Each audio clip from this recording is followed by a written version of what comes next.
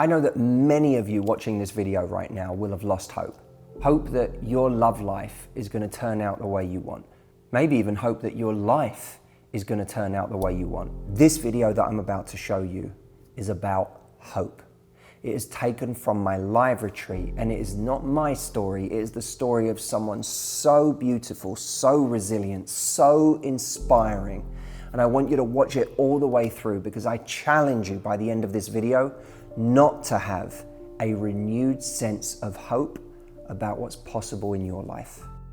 There was this one person on this program that called me up a couple of months back because she had had some things happen in her life since that program. And when she made that call, I heard it and I went, you gotta come back. You gotta come back, and I need you to tell other people what you've done, because wow. And so she came back this time, and I'm gonna bring her up here, and we're just gonna spend 5 minutes just talking about what she has done since, because her story is a very, very interesting one and so relevant to all of us. So, Angie, where are you? Oh, there she is, okay. Give it up for Angela, everybody. How you doing? All right. Come join us over here. So, what year did you come to the retreat? Do you remember? Was it 2011, 12? 2008. What? Yeah. Obviously, you've got your books on your lap. When we went to retreat on Florida, Matthew gave us a black leather binder book. And I see he has a black leather book on your desk. Yeah. I still have the same one. I still have the map. I still have everything. I've got it with me today, but I left it with my mum. She's somewhere on the cloud. And when I see the lady sitting with her book there, like, I've still got the flight stamp. Wow. I've still got, like, the wee increases that we kept from the elephant herd. Like, and it's, now that's 10 years or 8 years now. Wow, was it that long ago? Yeah, and I haven't aged a bit. You haven't. So you came on that program, and I remember maybe a good place to start is, I know there was a big event in your life. Yeah. Let's fill people in on that, because I feel like that gives us context for everything that we'll say after that. So, as you can see, or you might not be able to see, I wear a prosthetic. And my story is quickly that I was 23 and I was making my way home from work, and life was great. I was with friends, I had a job I loved, and in a moment, everything changed. I sadly was hit by a drunk and drug driver, and when he hit me in a van at 70 miles per hour, I was injured for life. And the injuries that I have now happened at that moment. And the hardest thing was when my leg was taken from the impact of the vehicle. The driver stood over me and he walked away.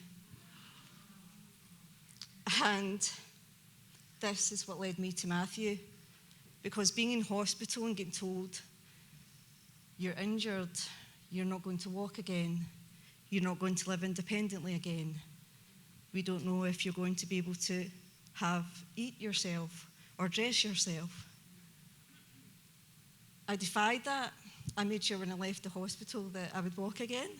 I walked in crutches, but that was good enough. But my self-worth was on the ground, and there was nothing around me, and there was nothing there that showed me how to put that together. So I went onto YouTube, and it was one of Matthew's earlier videos. I mean that in a nice way, of course. And he was in a park. What park was it in London? It was in Berkeley Square. Yeah, and I remember the video. I was sat on a Nowadays we have Jameson and everything. I was sat on a bench just filming myself. And I do this, it wasn't on an iPhone, it was on like an old Sony cam. Like, yeah. And it was about core confidence. And I read what confidence was. You know, you read in the magazines or your friends tell you be more confident. But I knew my confidence was on the ground more than most. Because the thought that was left with me was like, how am I worthy if somebody could walk away and leave me? So I clicked on the video, I watched it, I wrote every word down, what confidence is, what the levels are. Like, I've done the same as you guys, and I still do the same thing. I watch the videos, I learn everything from it, and one of the biggest things that ladies have taught me is we share the same thing. We just get it, what you're saying, you know? So when I went on his website, you were doing an event down in London, and it was about confidence, wasn't it? And then I went to speak to Matthew, and again, he was bouncing from one side to the other. And it's like, this is amazing. And the ladies who I met there are the ladies who went to the retreat in Florida, and we're still friends to this day. And we're not friends because of what Matthew's connected us to, because the journey that we've experienced, and we're still experiencing, and I'm still tapping into Matthew's work today, because I still want to go to that next level and that next level. So then so that kind of brings us to the retreat, because I remember a very specific moment on the retreat that you reminded me of. This home in Florida, there was like a mini, like, kind of movie room. And Angela pulled me to one side and said, hey, you know, let's have a chat. We went into the movie room, we sat down one-on-one, and you can tell me if I'm paraphrasing correctly, but you had mentioned to me that when you were on a date, what the monologue that was constantly going through your mind is, he's not going to want me because I'm missing a limb. Yeah, pretty much, yeah. What happened next? Before he got to that point,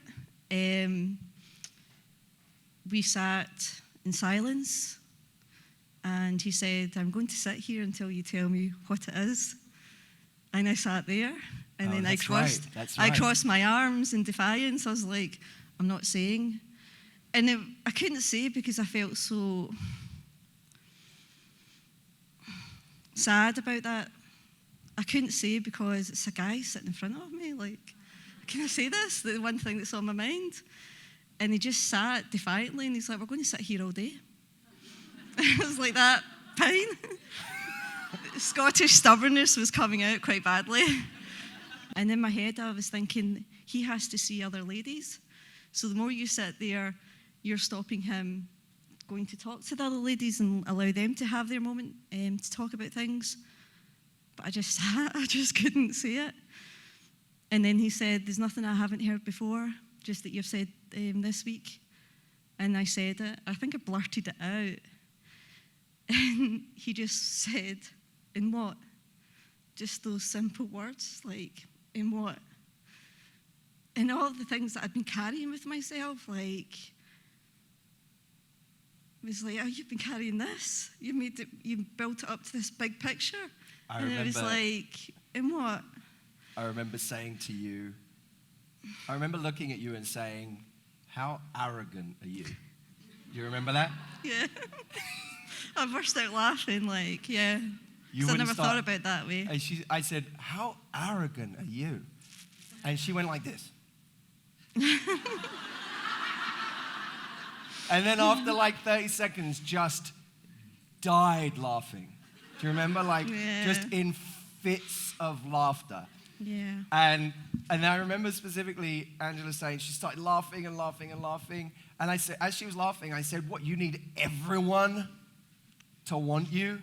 Like, everyone you go on a date with has to fall in love with you and choose you? No one can reject you? Who are you? What, no one's allowed to say I don't want you? How arrogant is that? And she started just laughing and laughing and laughing. And she says, I know that is arrogant. And she started like, and it was this this moment that I remembered that moment because of the phone call that you gave me. Because you then called me, this was what, you said 10 years ago, something like that? Yeah. You called me a few months ago. And tell everyone what you told me. By the way, I also remember a moment where Angela we were in the kitchen, you remember, and you fell over in the kitchen. And I was, go. So it took me a while, so just to give you a heads up here, and with all you guys, this is pretty much the first time that I'm wearing a skirt with my legs out. Wow.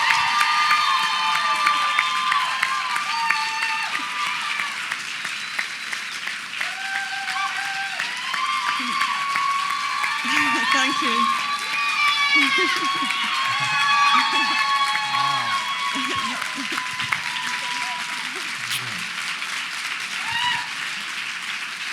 Thanks, guys. Please. The Scottishness now. But it was my mum at the back. And some of you might know my special story with my mum. Like, she's always gave me the confidence to, like, get out there and share it. And here I am. So I'm digressing. So when I went to Florida, it was all about the long dresses, something cardigan to hide my arm. And I thought it was like a fashion statement I was going with. But looking back, I was actually covering the insecurities, covering everything I could possibly do.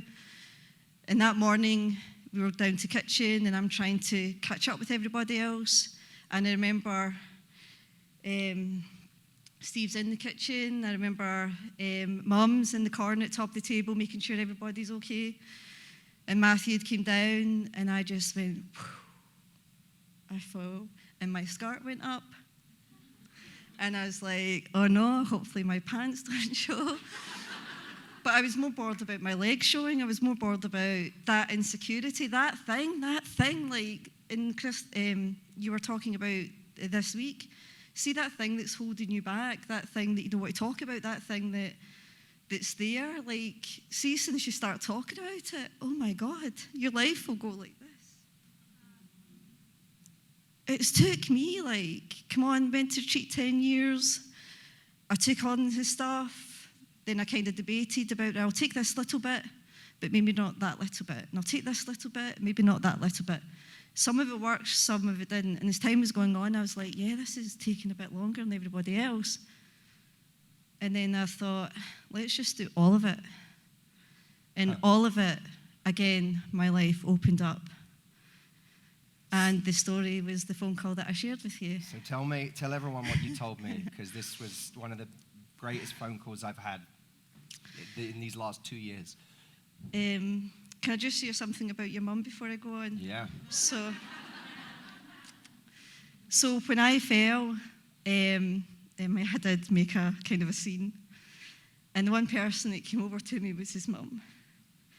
And she picked me up, and she could see that I spilled something on my dress. And I can't do an accent, so I won't. And she says, you go upstairs, get dressed, come back down, and I'll wash your dress. She washed my dress by hand, and she hung it up. And just by doing that little thing, like feeling embarrassed and feeling like so awkward, just by that beautiful action that she done, and it's not a big deal, touched me, and it still touched me to this day. Like, and as Matthew says, that's the way his mum is. Like, and the next day I wore the dress again because of his mum. So thank you. I'm digressing. Sorry. I think I take after you. So the thing was, leading up to this information I was going to share with Matthew was, how do I get the guy who goes all around the world? How do you reach out to the guy who's everywhere? So I thought, right, I'll send this email, but I don't know if he'll get it. I don't know if it'll even reach him, you know, like, and get the guy techniques, the techniques that he shares with you today. Now, if this is me, if that was there 10 years ago and this is here now, your life is going to be even more better than mine. Was I met a guy, and the second date, the first date was good. You went for a couple of hours, caught up. And the second date, as Matthew said, just put it on the table, just tell him what it is, like, get it over and done with. And I did.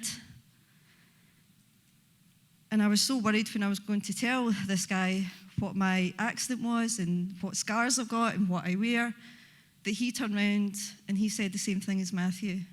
And what? And I knew then that this is the man for me. And within, was it because what Matthew said, that this man had said this? Probably. But also what Matthew had taught me about myself. When I was sharing this with him, I remember before meeting up with him, if he doesn't like me for who I am, then stuff it. Like, I'll just keep going. Like, my worth doesn't define what his is. So the get the guy stuff, that works. So, and if I'm standing here and you can see what I wear, my scars, any insecurities you've had, I've had it. Seen it, done it, got the picture. If I can get that, you can certainly get that. And then a few months later, we went to St Andrews, which is a beautiful place in Scotland. So we went on holiday, and he booked the honeymoon suite, and I was like, wow, like, nobody's ever done that for me. And I was like, this is amazing. He said, it just so happened the hotel, that was the only room they had. I was like, wow, amazing. My mum knows.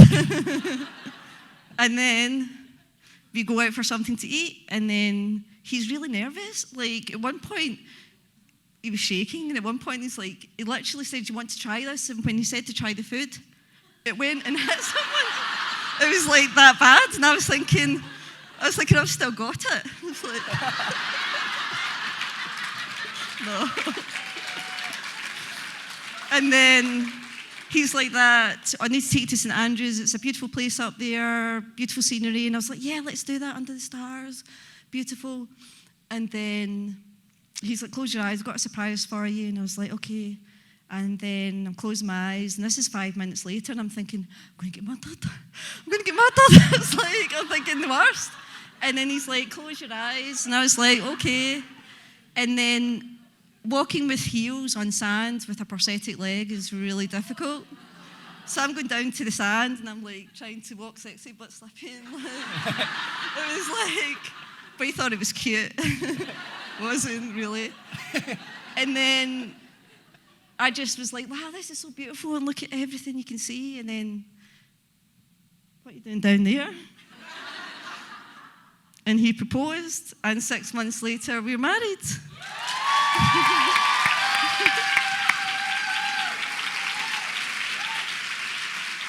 Because of you. I've got 2 more things to share. I don't want to take your time up. No, take my time up. Says you can run the day today. I think my nerves are kind of disappeared now because I'm super excited now that I'm sharing this with you girls. Because see, all week, I've wanted to tell you things. I've wanted to come and sit with you, but I've had to kind of stay a wee bit, closed? You know, like, in case I slipped up and I'd shared this, you know, because I'm a bit of a gab. So another thing that I shared with Matthew was my story, the thing that I couldn't speak about, the thing that caused me most torment, the most thing that I was scared about. Again, this thing about the thing that's holding you back is now for me. Now I've spoke about it, Matthew got it out me. I've now started my own charity, and I now help families and children who have been hurt by drunk and drug drivers. So, yeah. But I wouldn't have been able to do that if I hadn't experienced the retreat. I wouldn't have experienced that if I hadn't had the beautiful elephant hair presentation. I wouldn't have had to been able to do that if his mum's love and affection, like the way that she is with people, like I am like that now when I go and visit families, you know, just with a touch, or I'm not washing clothes. But and my beautiful mum in the corner as well, like her kindness and compassion and beauty and always been there for me, you know. I feel very lucky.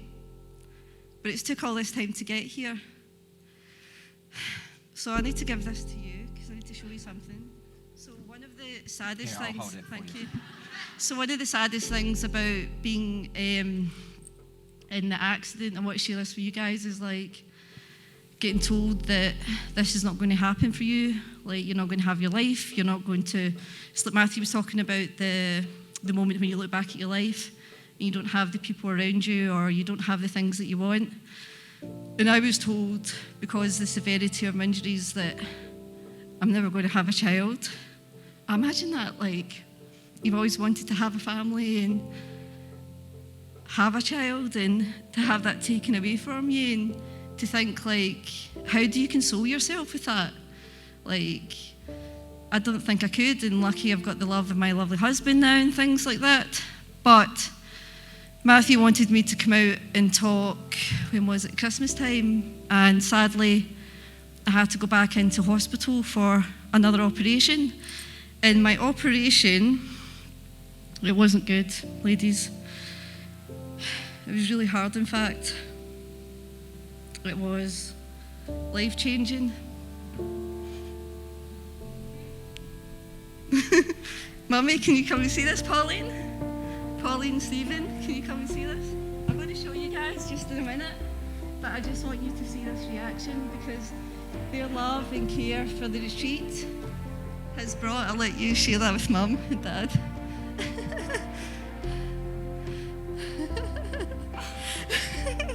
Yeah, like, I know, like, oh, so lovely. I know, so, I know, so yeah, so I've got a wee baby girl now.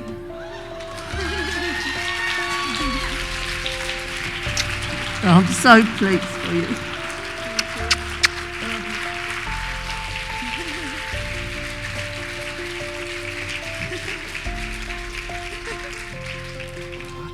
I know. I really hope nobody told you and spoiled the surprise. How did you not tell me that on the phone? It was really hard. Like, it was really hard. I did have work. Well, I did say to him I had work on, and I did have work, but it was still that way, like, would it be safe to travel and things like that? And but most importantly, like, What's her name? Hannah. Hannah. And she's so cute. It's like sometimes I look at her and I just think, wow, like, I carried you, like, amazing. And I think what I want to share with you, and I hope that you can all hear this, like, if you think, like, coming to the retreat or get the guy thing and you're thinking, it's not knitting, not getting it, I don't have my goals, I don't have this, or you might be thinking, this is what I want to do. It's funny how things just change, but they've changed because you've had this experience. And I'm not any different for you. My scars are different. My life experience is a bit different, but I'm just like you, I'm just like one of the girls. But I know, and I've came from Scotland, 2 flights away. I dragged my mum here. She's now burnt. Sorry, it's a lovely suntan. I've came this way because I want to tell you that this works. I was trying to think of a beautiful quote or something like that, but that's what I said to you on the phone. This works. There's no, like, sugarcoating it. There's no putting it a pretty bow, or if this is wanting your life to be better. And sometimes I started out thinking I wanted to go in this direction. It's took me to this direction. But I have fulfillment in my life in all areas. But I know that I'm going to have dips, and I've got tools now as well. Like, I feel boosted, and I've got even more tools for my self-esteem and my confidence. But I know what I've learned from you, I'm going to teach Hannah. And what amazing little girl she's going to turn into. Do you know what I mean? So I want to say thank you for listening. Thank you, Pauline, Mummy Pauline. Thank you, Steve, for your amazing elephant. Where he is? There he is. I'm with Mum there, and of course my mum. I love you. But the trailblazer, Matthew. Thank you. Love you, darling. Ladies, Please, can we, because Angela did not need to come here this week and she has for us, can we give her a huge round of applause?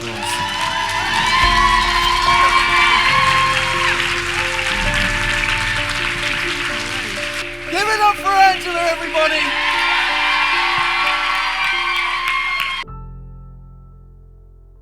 What Angie proved to me in that entire room is that you can have the most tremendous limitations in life. You can go through the most tremendous suffering.